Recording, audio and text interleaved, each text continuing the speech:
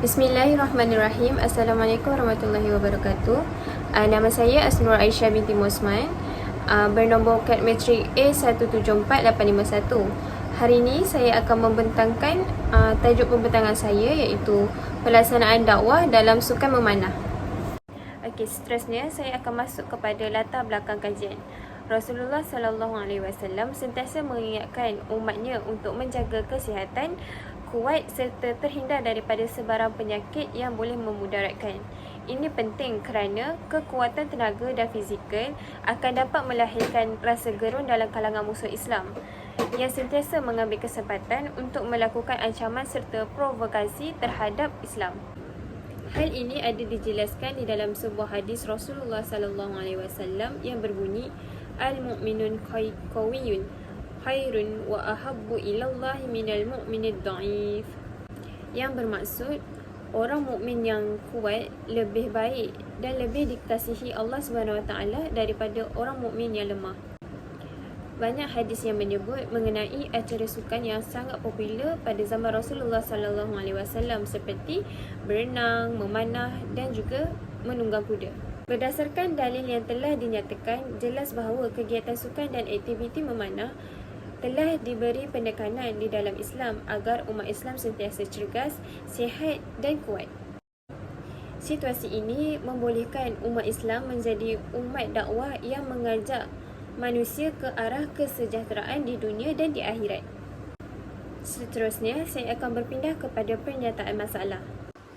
Sukan merupakan satu aktiviti yang dapat menyihatkan tubuh badan. Hal ini kerana bersukan dapat menjamin kesihatan diri seseorang individu kerana ia merupakan aktiviti yang melibatkan penggunaan fizikal dan juga mental individu tersebut. Tambahan pula, bersukan adalah langkah yang jelas dalam mengelak daripada penyakit-penyakit yang kronik seperti obesitas. Sukan dibenarkan di dalam Islam sesuai dengan perkembangan masa dan zaman. Islam tidak mengharamkan sukan namun perlu menepati kriya dan etika yang menepati piawai syariah. Walau bagaimanapun, sukan tidak menjadi satu platform atau medium dakwah yang dirancang kerana sukan pada masa kini tidak tertumpu kepada peraturan yang ditetapkan oleh syariat Islam. Sebagai contoh yang dapat dilihat berdasarkan penglibatan para atlet wanita Muslim dalam Tamasya Olimpik Tokyo 2022, berdasarkan penglibatan para atlet, apa yang boleh diberikan tumpuan adalah etika pemakaian para atlet sewaktu pertandingan dijalankan. Hal ini kerana tidak semua acara mengetengahkan konsep pemakaian yang seiring dengan konsep pematuhan syariah dalam konteks aurat seseorang Muslim. Justru, perkara seperti ini yang telah meninggalkan sebahagian atlet dalam dilema apabila berbicara soal pemakaian. Seringkali kita melihat bahawa pengamalan ibadah dalam kalangan pemain ini menjadi satu perkara yang sering dibincangkan terutama dari aspek kesempurnaan rukun solat, pelaksanaan solat fardu 5 waktu dan aspek penjagaan aurat terutama ketika menjalani latihan sukan maupun dalam pertandingan. Hal ini bergantung kepada pelatih atau penganjur sukan itu sendiri sama ada pemain-pemain akan diberikan garis panduan bersukan menurut Islam ataupun sebaliknya.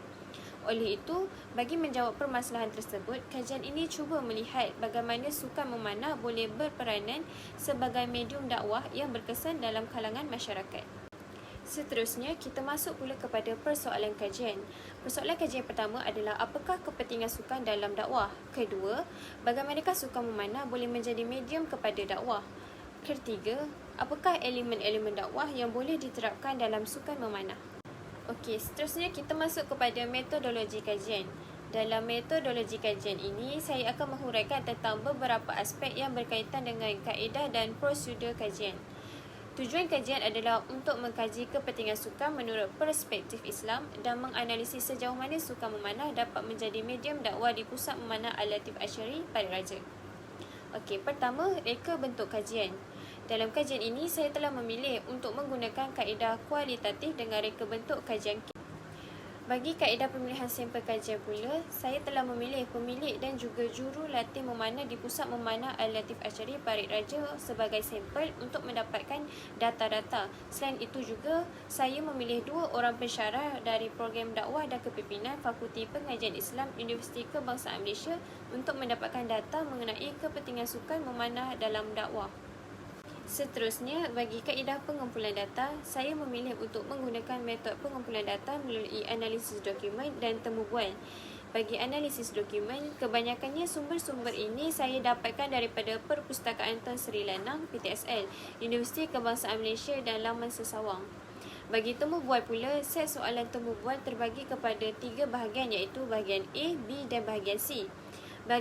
Bahagian A adalah profil demografi, iaitu bahagian ini mengandungi maklumat peribadi responden seperti umur, jantina, jawatan pekerjaan. Seterusnya, bahagian B iaitu pengamalan garis panduan sukan dalam Islam. Bahagian ini adalah untuk mendapatkan pandangan daripada responden berkaitan dengan garis panduan sukan dalam Islam dan kepentingan sukan memanah dalam dakwah. Informan yang dipilih bagi menjawab objektif berkaitan sukan dalam Islam dan bagaimana sukan memanah boleh menjadi medium dakwah adalah terdiri daripada 2 orang pensyarah di Pusat Kajian Dakwah dan Kepimpinan Fakulti Pengajian Islam UKM. Bahagian C pula ialah elemen-elemen dakwah dalam sukan memanah. Bahagian ini adalah untuk mendapatkan pandangan daripada responden berkaitan dengan elemen dakwah yang diterapkan dalam sukan memanah. Informan yang dipilih bagi menjawab objektif berkaitan elemen dakwah ini adalah terdiri daripada 2 orang dari Pusat Memanah Al-Latif Asyari Parit Raja, iaitu pemilik dan juga jurulatih di pusat memanah itu. Penganalisisan data yang digunakan adalah data tematik. Analisis tematik adalah metod untuk mengidentifikasi, menganalisis dan melaporkan pola-pola atau tema dalam suatu data. Oleh itu, metod ini dapat mengatur dan menggambarkan data secara lebih terperinci agar saya dapat menafsirkan berbagai tema tentang topik yang saya kaji. Seterusnya, kita masuk pula kepada tinjauan literature. Tidak banyak kajian yang membincangkan secara khusus mengenai sukan memanah yang berpotensi menjadi medium dakwah yang dirancang. Harus disedari bahawa sukan memanah kini merupakan aktiviti yang terkenal sehingga di peringkat global dan digemari masyarakat sama ada beragama Islam atau bukan beragama Islam. Bahkan sebagai seorang Muslim seharusnya mengambil cakna tentang isu ini. Tambahan pula, Islam sangat menggalakkan penganutnya mempelajari sukan memanah yang merupakan sukan sunnah pada zaman Nabi SAW.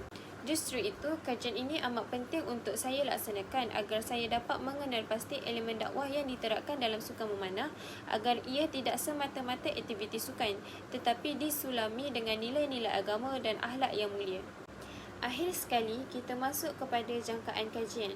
Jangkaan dapatan kajian dijangka akan menghasilkan satu garis panduan Islam yang khusus dalam sukan memanah sebagai panduan utama masyarakat Muslim agar dapat melahirkan umat Muslim yang bukan sekadar sihat tetapi juga bertanggungjawab kepada agama dengan mentaati syariat Allah SWT. Bersukan tidak boleh dijadikan alasan untuk kita melanggar hukum yang telah ditetapkan oleh Allah SWT. Selain itu, dapatan kajian ini juga boleh dijadikan sebagai kertas prosiding kolikium untuk dijadikan rujukan kepada penyelidik-penyelidik pada masa akan datang. Sekian daripada saya, terima kasih.